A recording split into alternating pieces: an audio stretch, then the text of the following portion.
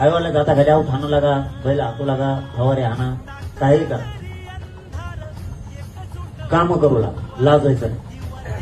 रिक्षा आणा, जीप आणा, टेम्पो आणा, हॉटेल टाका, टपऱ्या टाका, धंदा करा, एखादं कपड्याचे दुकानं टाका मोठाली, गाईच्या दुधाचा व्यवसाय करा. रोज कष्टाने 500 रुपये घरी कमवून आणायचे. लाजायचं नाही. शिकत 10वी, लय झालं तर 12वी, इन करत एक वर झालेला कोपरा, ही नवीन नीट केलेली आणि जात शेतात शिकलं. 12वी पूर्ण टक्क्याना फटके पडले तुला, आणि 12वी शिकलो.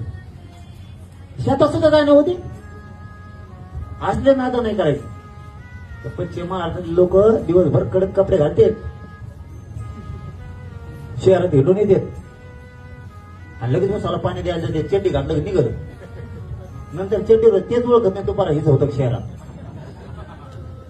काम करायला लागू नका आपले लोक. दारू बंद करा, रोज 500-600 रुपये कमवून आणायचे. काय होतं रे?